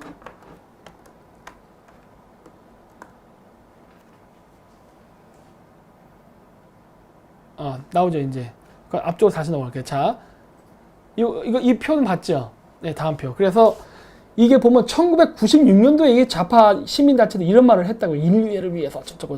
그 얘기를 정확히 지금 저번에 하고 있습니다. 이게 바로 커넥션이라는 거예요. 네? 여러분들의 돈이 다 이렇게 나간다니까. 이거 다 여러분 돈 뺏어서 하는 거라니까. 좀 정신을 차리지. 왜 이렇게 정신을 못 차릴까? 어? 그리고 이제 요즘 정규교육을 떠나서 뭐까지 하냐면요. 이렇게 학부모 정규조 교육을 합니다. 성남시청이 어떤 데인지 아시죠? 이름도 또 율동관이야. 이름 자체가 굉장히 좌파스러워. 이름 보면은 이거는 10중 8구 빨갱이 모임이라는 게 딱 이름 보면 나타나. 율동가니 뭐야 율동이. 이거 옛날 그 학생 운동할 때 그 율동 얘기 많이 했거든요. 이름 그런 이름이야. 그래서 보세요. 여기 7개의 수업이 있는데 보면은 뭐 한국 근현대사 어떻게 볼 것인가. 뭔가 조금 애매하죠? 뭔가 냄새가 나. 두 번째 뭐예요? 농민과 지식인. 아, 빨갱이 냄새 나네. 딱 드러나잖아, 여기서. 그 다음 또 뭐야? 3.1운동, 그리고 친일파. 친일파 나오잖아. 이 적폐 프레임 씌려고 이런 거 하는 거거든요. 그 다음에 기억. 1945에서 48년까지. 이건 뭐예요? 마찬가지. 그거, 친일파들 그 청산 못한 거 있죠? 그 얘기하는 거거든. 우리가 오늘날 이 모양 이 꼴이 된 거는 친일 청산 못해서 했다. 즉, 지금 적폐 청산하자. 이 얘기 지금 합법화하려고 하는 거거든요. 정당화 갖고. 그 다음에 민주주의. 앞에서 저런 얘기를 쭉 했으면요. 이거는요. 인민민주주의예요. 민주주의로만 써있다고 해서 여기서 용어 혼동 당하면 안 됩니다. 좌파들이 단어 갖고 장난 많이 친다고 했죠? 단어 프레임에 넘어가지 말라는 거예요. 그 다음 나오는 말이 평화 번영이에요. 이거 김정은이 했던 말 아니야 이거? 김일성이랑? 공동번영 이런 거. 김대중이랑. 이 단어 하나하나를 보라는 거예요 이게. 그 다음 맨 마지막에 다 함께 서울 골목길. 현장 답사. 요런 식으로 해가지고 마치 자기네들이 무슨 서민들을 돌보고 하는 것처럼 하면서 실질적인 행동과 정책은 어떻다 그랬죠? 로스쿨 만들어서 흑수저 애들 사다리 차버렸죠? 그리고 자사고, 외고 없애가지고 흑수저들 공부 잘해갖고 좋은 고등학교 들어가서 서울대, 연대, 고대 들어간 거 길 막아버렸죠? 이런 식으로 지금 하고 있다고. 그리고 얘네들이 교육개혁하는 거 있죠? 이해찬 의원 뭐 이런 사람들. 우리나라 교육개혁하는 거 그 교육개혁의 문제점이 뭔지 아세요? 여러분들 좀비 만드는 겁니다. 제가 대안교육에 가서도 강의도 많이 해봤어요. 대안교육 하는 데 가면은 선생님 말 안 하고 멘토라고 부르더라고. 왜 하필은 또 영어를 써? 그럴 바에 차라리 러시아 말을 쓰지. 따발리시란 말을 쓰지. 따발리시가 뭔지 아세요? 그게 동무라는 사람이야. 동무. 아니 왜 멘토라는 말을 쓸까? 그렇게 사회주의자면 러시아 말 쓰지. 응? 하여튼 그런데 그런 데서 대안교육 하는 애들 이렇게 만나보면요. 하나같이 미래가 깜깜해요. 왠지 아세요? 내가 얘네 때 만난 때가 있어서 너 뭐 좋아하니? 했더니 그림이 좋아한대요. 그림 줘봐. 그림을 그려왔는데 지극히 평범해요. 너는 이 그림을 갖고 어떻게 먹고 살지 나한테 설명해봐 그랬어요. 그랬더니 그런 생각이 없어요. 그냥 좋은 자연 환경 속에서 아름다운 산을 보면서 자기는 이렇게 그림을 그리는 거를 낙으로 삼는데요. 그래서 너 어떻게 장가 가려고 그래? 난 그랬어요. 너 시집 가야지. 애 낳아야지. 돈벌이가 안 되는데? 그래 자기는 돈벌이 중요하지 않대요. 아니 그러면은 네가 어떻게 먹고 사는데 부모가 천년만년 살아주는 것도 아닌데 네 먹거리는 네가 해결해야지 했는데 이 대안학교 다니는 애들이 하나같이 이런 생각이에요. 자연과의 대화, 현장 실습해서 가서 멍 때리고 그냥 가만히 있는 거야. 지금 4차 산업 얘기한다고요. 지금 반도체 기술 배우고 엔지니어 기술 배우고 컴퓨터, C 언어 이런 거 배워야 되는 시대라고. 이런 등신 같은 교육 받으면 여러분들 못 되겠습니까? 대안교육을 받은 그러니까 좌파 부모를 만나서 대안학교에 들어갔던 애들은요. 앞으로 사회 진출하면요. 걔네들은요. 쓸모없는 인간이 돼요. 잉여인간이 된다고. 그 잉여인간이 뭐로 가겠습니까? 노조로 가는 거예요. 좌파 활동으로 가고. 왜? 그거 아니면 먹고 살 길이 없으니까. 남들 그 시간에 열심히 공부해서 성공을 했는데 그 새끼들을 욕하는 거거든. 저 새끼 부르주아야. 이런 식으로 하면서. 지는 공부 안 했으면서. 이런 짓 하고 있다고. 이런 거를 지금 조장하고 있다고요. 이게 어떻게 대안교육이에요? 이건 대안이 아니지. 대안이라는 거는 지금의 입시지옥을 대체할 수 있는 더 좋은 대안이 대안이에요. 근데 얘네들이 얘기하는 대안교육이 아니거든. 자살교육이지. 자기 자식을 망치는 교육을 자기 부모가 시켜요. 좌파들이. 왜? 이 논리는 그런 거랑 똑같은 겁니다. 여러분 그거 옛날 때 성매매업소에 여자들 납치해갖고 막 매춘시키고 했죠? 그러면 처음에 어떻게 하냐면 그 여자가 막 탈출하려고 그런다고요. 근데 한 5년, 10년 굴러먹다 보면 어떻게 됩니까? 그때부터는요, 지가 다른 놈을 또 잡아옵니다. 왜? 혼자 죽기 싫어서. 이 창녀의 심리랑 굉장히 닮아 있어요.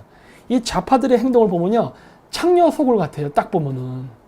지들끼리 여자 돌림빵 하는 것도 있지만은, 이 하는 짓이 보면 창녀 소굴이랑 똑같아. 나 혼자 죽을 수 없다예요. 너도 죽어봐라야.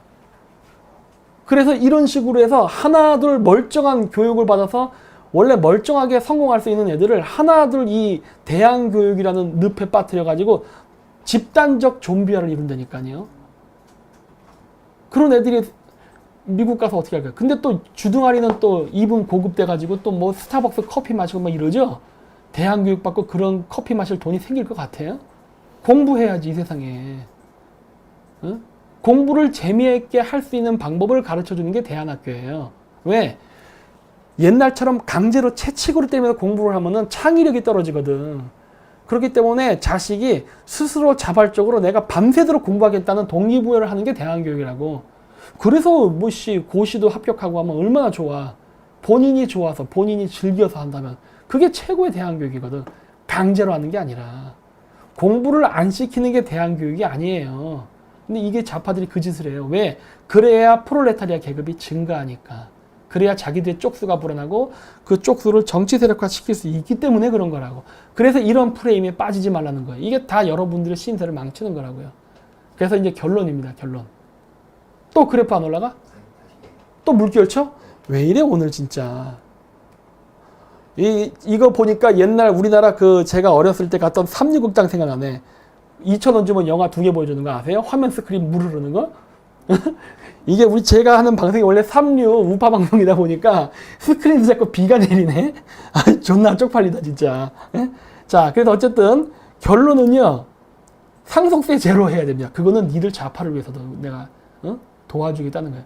공부 안 해서 병신된 니들 입에 풀칠이라도 할 수 있게 하기 위해서 상속세 제로 해야 된다는 거예요. 우파를 위해서도 좋지만 좌파 니들을 위해서도 좋죠. 왜? 오늘날은 우파보다 좌파가 더 부자예요. 가진 건 니들이 더 많아. 자식을 개판으로 교육시켜놨잖아. 지금 대안교육한다고 좀비를 만들었잖아. 그런 애들이 니들 죽으면은 어떻게 될 것 같아요? 망하지. 내가 왜 그러느냐? 인구 성장률이 감소하고 있습니다. 출산율 감소하지요. 인구 성장률 감소해요. 앞으로 우리나라 인구 감소합니다. 인구가 감소한다는 건요. 지금 저희 이 가장 우리나라를 망할아먹고 있는 이 386, 이 빨갱이 세대들, 이 40대, 이 사람들이 정년퇴직 때 연금을 받을 수 없게 돼요. 지금 우리나라를 망쳐먹고 있는 40대 세대가 나라는 망쳐놓고 지들이 연금 받을 때 연금을 받을 수 없다고. 왜? 인구 감소 때문에. 근데 보면은 가구, 즉 우리 가족의 부채는 계속 증가합니다. 빚은 늘어나고 있어요, 집에. 근데 연금을 받아야 되는데 연금을 내야 될 사람들이 부채에 허덕이면서 있는데 뭔 놈의 연금이에요, 연금은. 연금 받으면 살겠어요, 여러분? 빚이 있는데.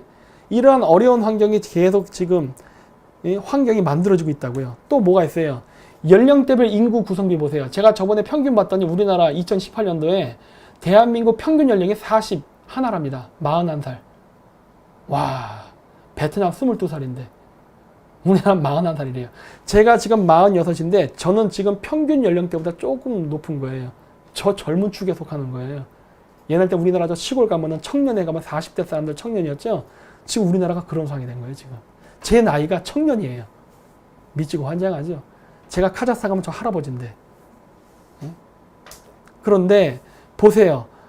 파란색 그래프 0에서 49세, 즉 우리나라 평균의 젊은 연령에 속한다는 사람들의 숫자 비율이 어때요? 쭉 감소하고 있죠.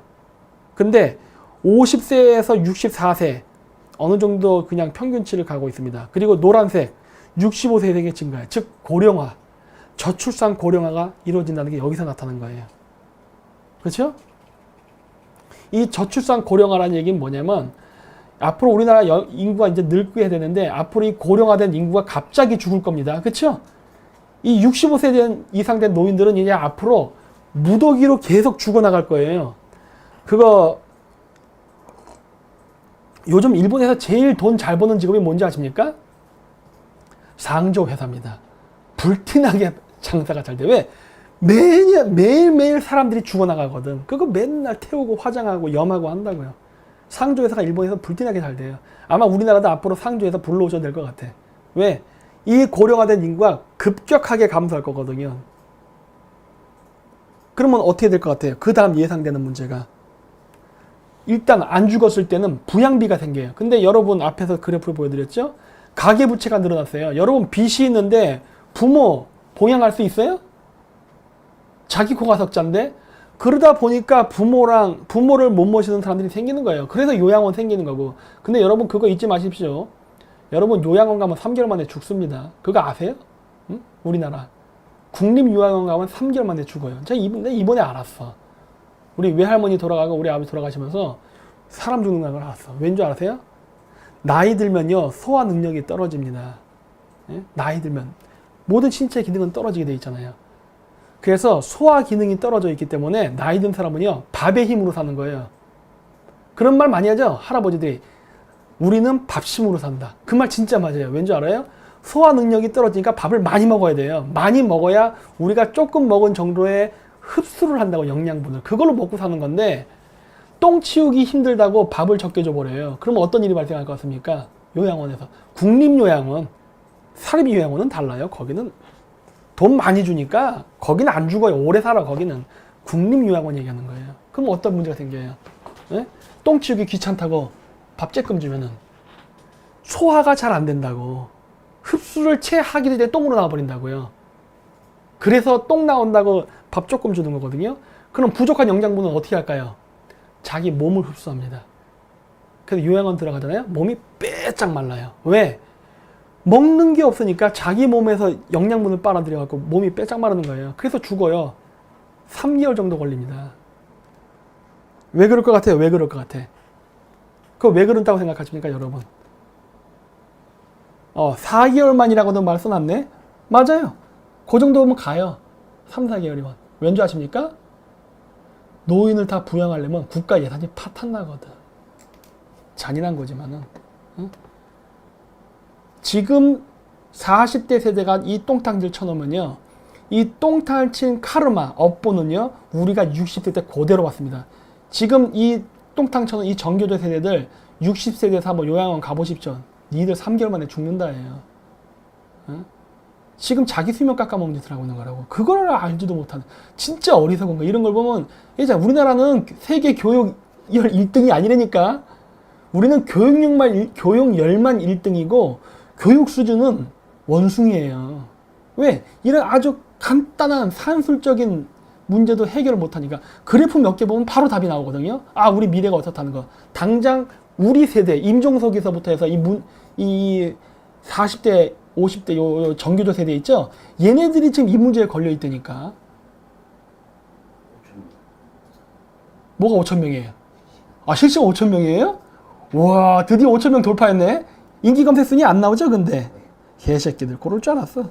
에라, 진짜 마음대로 해라. 응? 어차피 난 그거 없어도 저는 독고다이로 계속 구독률 올릴 겁니다. 예? 이거를 까고 나가야 또 연어가 되는 거예요, 연어. 연어가 알을 낳으려면 물을 역행해서 올라가야 되거든요. 내가 조져버리겠어요, 내가 진짜로. 자, 보세요. 제가 상속세 제로를 한 이유가 있어요. 선진국들은 저출산 고령화가 이미 왔어요. 와서 여기 보면은 홍콩, 싱가포르 같은 아시아계 국가들도 상속세 제로 합니다. 우리나라 65%래요. 얘라이 시장 진짜 이게 말이 되냐는 거예요, 진짜. 예? 우리나라에 지금 히키코모리들 많죠.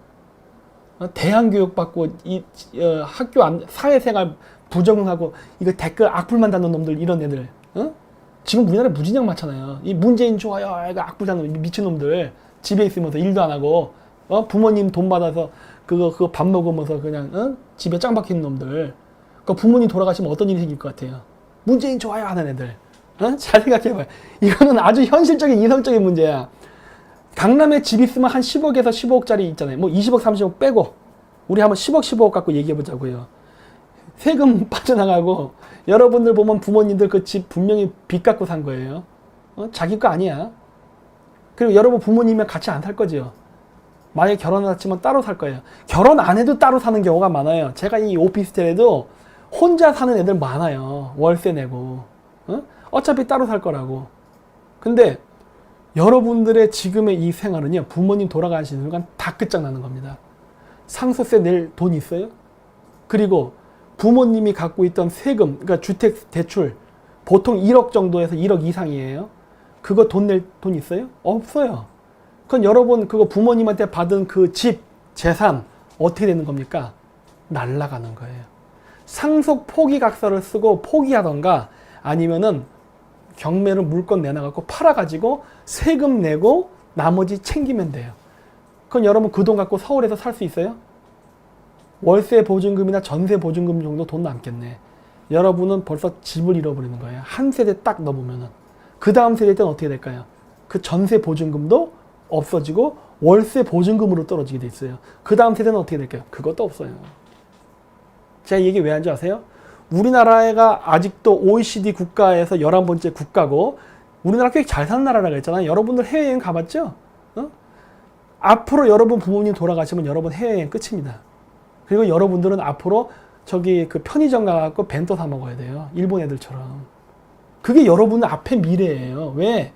지금 정부가 하고 있는 뭐 토지, 뭐 국유화 이런 거 있죠? 상속세로 조져버리면 모든 우리나라의 그 부동산이 국유화 됩니다. 아까 제가 여기 그래프 보여드렸죠? 고령화 지수? 높죠? 고령화 지수. 이 하얀색이 고령화 지수예요. 늙는 속도가 빠르다는 거예요. 늙는 속도가 빠르다는 소리는 뭐예요? 이 노란색 줄. 65세 이상이 앞으로 빠른 속도로 죽을 거라는 게 예측되는 거예요. 그렇죠? 아주 합리적인 추론이죠? 그렇게 되면은 여러분들은 거지 되는 거예요. 거지. 여러분들이 세금을 낼 돈이 없어서 부모님의 주택대출과 그 다음에 상속세를 내게 해서 집을 내놓을 때 너무 고령화가 한 번에 오는 바람에 여러 사람이 집을 다 팍 매물로 시장에 부동산 시장에 내놓으면 여러분의 집값이 10억이었는데 실질적인 시세는 어떻게 돼버릴까요? 7억 8억에 나오겠지. 응? 그럼 여러분들 한 푼도 못 건질 수 있어요. 세금 책정은 됐는데 시장에 팔아보니까 가격이 뚝 떨어져 버리는 거야. 왜? 동시다발적으로 사람들이 팍팍 죽어나가니까. 여러분 길거리에 내 앉아요. 길거리에. 이거 알고 하는 거예요. 이거 알면서 문재인 지지하는 거예요. 응? 다음번 우파 정권이 내세워야 될 선거 공약 중에 하나가 상속세 제로입니다. 이 상속세 제로를 지금 하지 않으면요. 이 세계 경기 불황은 아니지만 한국, 중국 경기 불황 플러스 고령화, 저출산, 실업률 이 위기 속에서 그나마 생명이라도 버티면서 현상 유지를 하려면요. 상속세 제로 만들어야 되는 거예요. 그럼 우리나라 경제 성장을 시키기 위해서가 아니라 지금 상태를 그나마라도 유지하기 위해서 그리고 그나마라도 유지해야 그 중산층들이 안 망했기 때문에 그래서 거기서 세금을 내므로써 그나마 이 개돼지들에게 무상급식도 해주고 여러 가지를 해준다고. 그게 총체적으로 무너질 수 있는 게 이 상속세 문제예요. 지금 이거 굉장히 심각한 문제예요. 그래서 보세요. 여기도 여기 빨간색 쳐놨죠. 상속세가 아예 없는 나라도 수두룩하다. 이거 왜 그러겠어요? 이미 선진국들은 저출산 고령화가 왔기 때문에 이게 경험적으로 알기 때문에 지금 이걸 하는 거라고. 예? 장남의 패션 좌파들도 계속 지금 좌파짓하고 그러면서 패션 좌파인 척하고 잘난 척하고 삐죽삐죽 하려면은 상속세 제로부터 만들어야 돼요. 지금 정권 안 합니다. 다음번 우파 정권 상속세 제로 갖고 나가세요. 내가 봤을 때 100% 그 사람 대통령 될 것 같은데 이런 거 갖고 나가면 지금 추미애 부동산 정책의 반대 정책이거든. 밀고 나가야죠. 이런 거 왜 안 잡습니까? 이 앞에 그래프를 제가 왜 보여드렸는데 그래. 이 그래프 분석 좀 하라는 거예요. 제발 좀. 우리나라 사람들 좀 공약 걸 때 경제정책 좀 연구하세요. 경제정책 좀. 그래프 몇 개 보면 답 탁 나오는데 이러한 추세를 보고서 예리기 하는 거예요. 지금 우리나라 큰일 났다예요. 지금. 일본도 그래서 이런 문제 때문에 이런 거에 엄청난 고심을 했었고 일본이 이 엄청난 잃어버린 20년 동안에도 버텼던 이유가 바로 이런 것 때문에 사는 거예요. 우리도 해야 된다고. 상속세 폭탄 매각에 100년 기업 없다. 당연하죠. 그래서 이 재밌는 국내 최대 콘돔 제조 회사가 한때 세계 1위였던 유니더스가 매각된 이유가 상속세 마련을 하지 못했기 때문이에요. 이거 봐요. 세계 최고의 매출과 최고의 기술을 가진 회사가 결국 CEO가 죽으면서 회사가 망해버린 거예요. 이거 좋은 거예요? 그럼 여러분 일자리 창출 어떻게 되는 겁니까? 이런 거 좌파들 생각 안 하죠? 왜? 대기업은 개새끼니까.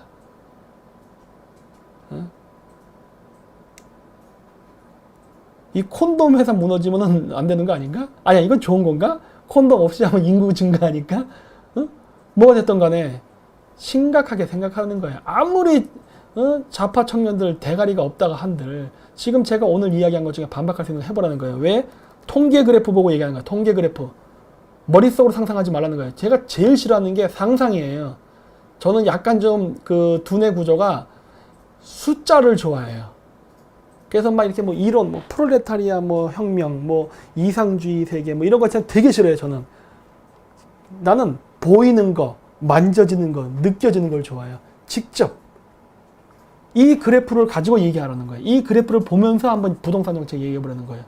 상속세를 왜 올리고 유지해야 되는가를 반박해보라는 거예요. 난 반박 못하겠다 해요. 우리들 하루빨리 지금 이거 안 하면은 지금서부터 우리나라 중산층 줄줄이 무너져 나갑니다. 이유도 없이 중산층이 사라질 거예요. 이유도 없이. 사람들이 막 헷갈려 할 거예요. 왜 중산층이 사라지지? 막. 정권이 잘못했나? 상속세 때문에 없어지는 거예요. 그래서 오늘 1시간 반 정도 지금 얘기한 것 같은데, 이렇게 해서 제가 오늘 프레임에 대해서 이야기를 했습니다.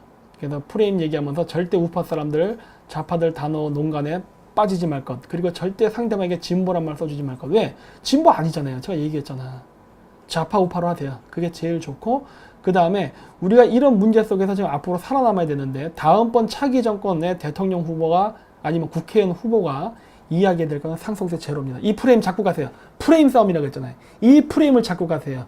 추미애의 토지 국유에 대한 프레임을 깰 수 있는 반대 프레임을 상속세 제로로 잡고 가는 거예요. 이러면은요, 패션 좌파도 여러분 찍습니다. 찍어요. 우파 사람 싫어해도 여러분 찍어요. 아까 얘기했잖아요. 좌파 사람이, 그러니까 좌파 우파 뭐든 간에 문재인 싫어하면서도 문재인 찍었던 이유가 자기 재산이 증식되기 때문이었어요. 간단해요. 요즘 젊은 사람들은 이념 없어요. 경제예요. 경제 헤게모니를 누가 갖고 가냐가 다음번 대권을 결정할 겁니다. 왜? 이번 문재인 정권 동안 경제 죽 써버릴 거니까. 죽순 경제를 살릴 수 있는 대안을 제시한 자가 이길 겁니다. 지금서부터 정책 연구해야 되는 거예요. 그 중에 하나가 상속세 제로라는 걸 오늘 이렇게 약간의 힌트를 드렸습니다. 그래서 한번 심각하게 고려해 보시고, 뭐 자유한국당이 됐던 뭐 어디가 됐던 잘 생각해 보라는 겁니다. 이거 꽤 괜찮은 메리트 있는 공약이니까 한번 심각하게 고려해 보세요. 네. 그래서 질문? 또 질문 좀 해보세요. 그러면은 이게 또 실시간 방송이다 보니까 제가 이제 또 몽골 가거든요. 그래서 또 실시간 방송 못 해요. 또 녹화 이제 또 해서 얘기를 하고 해야 되는데, 그때는 이게 못 하니까 질문 있으면 질문 한번 해보세요. 상속세 없으면 못 사는 사람이 안 찍는다고요? 아이고, 그거 걱정하지 마세요. 바락 오바마 미국에서 어떻게 대통령이 됐죠?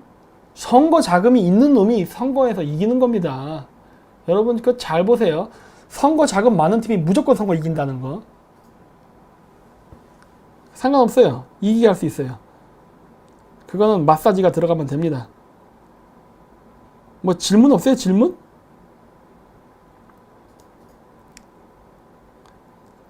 질문이 아직 안 나오네. 통계청장 왜 바꿨냐고요? 몰라서 물어요? 이런 통계 내면 안 되니까 바꾼 거지? 이스라엘 대통령 방문 거절. 그래, 이 얘기를 제가 하려는데 깜빡했다. 자, 그래프 이렇게 만들어 놨는데 이게. 맞아요. 여러분, 프란치스코 교황 탄핵당했던 거 아십니까? 이거 모르세요? 프란치스코 교황. 이거 제가 강의하는 내용을 이해하려면요, 세계 지도를 보고 해야 돼요, 사실은. 자, 이 프란치스코 교황이 탄핵을 당했던 적인데, 여러분, 프란치스코 교황이 예수인 건 아시죠? 어?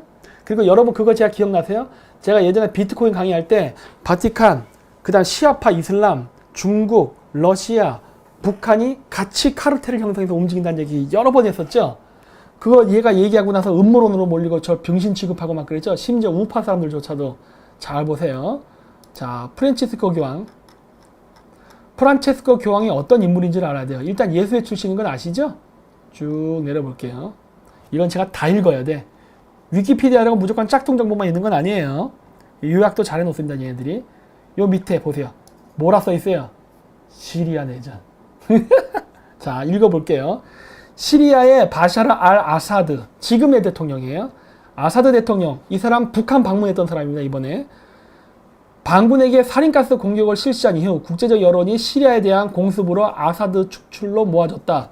미국의 오바마 대통령은 2014년 9월 시리아 내전에 개입하여 시리아 공습으로 아사드 축출을 강행하려 할 때 미 주교 단의회에서 시리아 공격을 반대하는 서한을 오바마에게 전달했다. 그래도 오바마가 시리아 공습을 강행하려 하자 프란치스코 교황이 금식 기도회까지 열며 공습을 반대했다. 평화라는 명목으로. 이 종교 지도자들이 더러운 수법이죠. 주둥아리로 평화를 얘기하면서 국가를 말아먹는. 그래서 결국 오바마는 이에 굴복해 시리아 공습을 포기하고 대신에 ISIS에 대한 공습을 타겟을 바꾼다. 이거 제가 나중에 강의할게요. 이거 진짜 재밌어요. 이것도. 이 게임도 읽을 줄 알아야 되는데, 그래서 이 때문에 축출 위기에 대한 아사드 정권은 기사회생한다. 시리아 정권 그래서 산 거예요.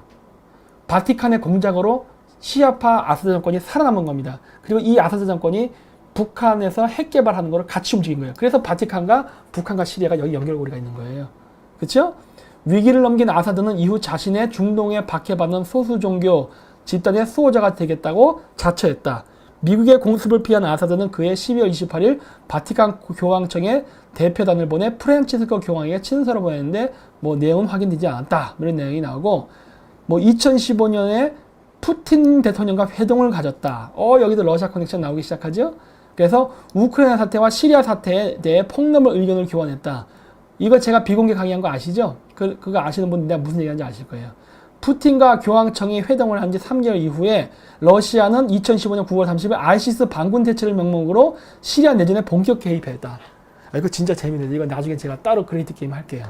그래서 요 마지막에 문구를 봐요. 프란치스코 교황은 러시아 푸틴 대통령과 2015년 6월 10일, 이란 로하니 대통령과 2016년 1월 27일, 터키 에르도안 대통령과 2014년 11월 28일, 2018년 2월 5일 미국 오바마 대통령과 만났다. 등등등등등등. 어때요? 제가 얘기했던 비트코인 커넥션과 어쩜 이렇게 똑같은 나라가 이렇게 겹쳐 있어? 그렇죠? 그래서 비트코인을 이해하려면요, 이거 같이 이해해야 돼요. 이거를 모르는 상태에서 뭐시 비트코인 얘기하면 음모론이 나는데, 그러니까 국제정세를 알아야지. 그래서 프란체스코 교황을 미국이 좋아하겠습니까? 싫어하겠습니까? 오바마 정권은 조금 다르지만 지금 트럼프 정권은 당연히 싫어하죠. 프란체스코 교황이 고향이 어디세요? 어딘지 아는 사람 있어요? 댓글 볼까? 프란체스코 교황의 고향 어디에요? 고향. 에? 안 나오네. 인터넷 검색해도 바로 나올 텐데. 자, 아르헨티나입니다. 아르헨티나 페소. 누가 또 칠레래.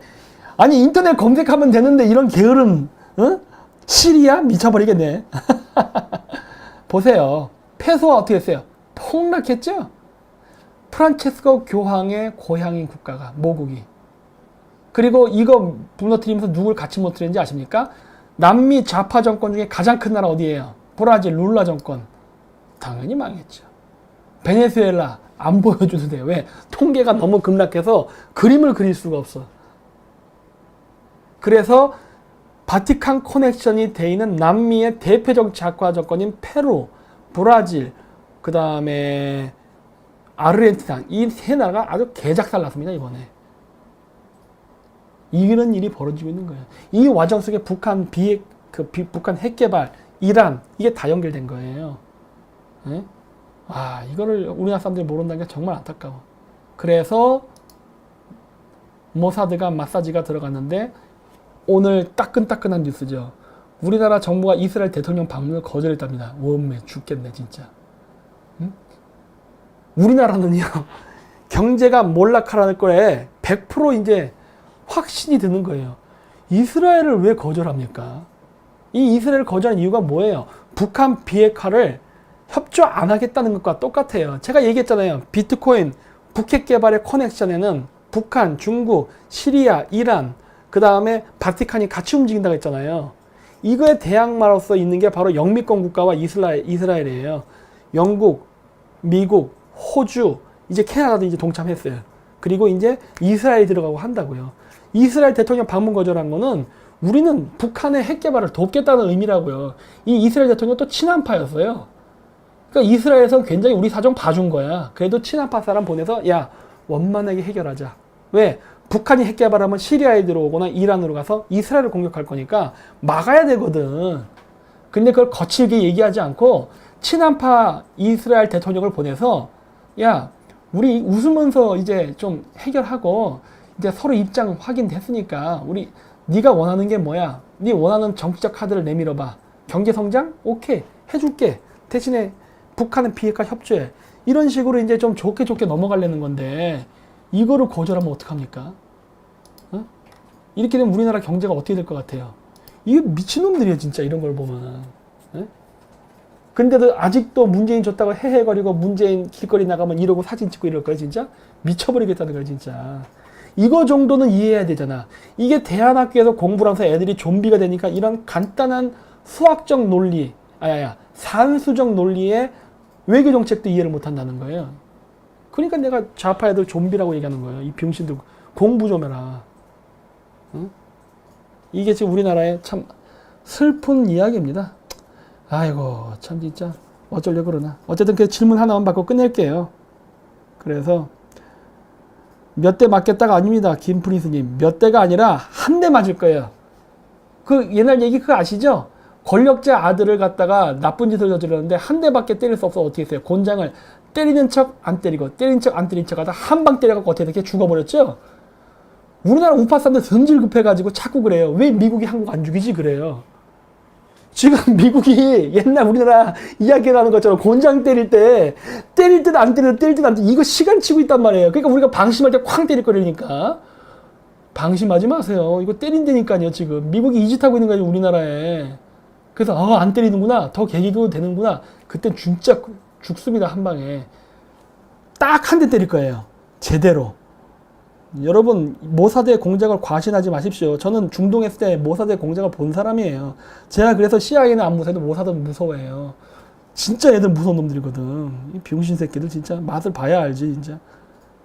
마사지가 답입니다. 하늘땅님. 당연하죠. 강한 한 방 들어올 거예요. 네?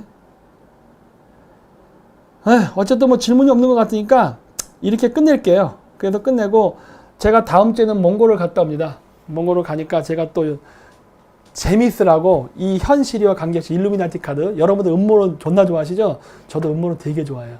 그래서 음모론에 대한 것들 제가 이렇게 영상 2편 만들었으니까 제가 몽골 간 기간에 내에 그 녹화 방송이긴 하지만 좀 재밌게 보시고 댓글도 좀 남겨주십시오. 저도 녹화 방송이니까 몽골에서 인터넷 때문에 그 녹화 방송 틀어놓고 저도 댓글 참여할 수도 있어요. 야 이 새끼야 너 나가 막 욕도 하고. 모르겠어요. 인터넷 사정이 좋으면 안 되면은 그냥 녹화 방송만 틀어놓고 그렇게 할 거니까 그 다음 주 화요일에 있는 아지매 방송도 많은 시청 바랍니다. 오늘 5,000명 넘어서 진짜 기분 좋습니다. 지금도 5,300명 유지가 되고 있는데 5,400명? 어메 신기록 세웠네 오늘 또. 그래서 대단히 감사하고. 뭐라고요? 뭐가? 이번 주 일요일 날 그 3시 3분에 게릴라 방송은 있습니다. 게릴라 방송은 하고 몽골 갈 거니까. 그래서 그때도 많은 시청을 바랍니다. 네. 그래서 오늘은 이렇게 해서 그레이트 게임을 마치도록 하겠습니다. 네. 감사합니다.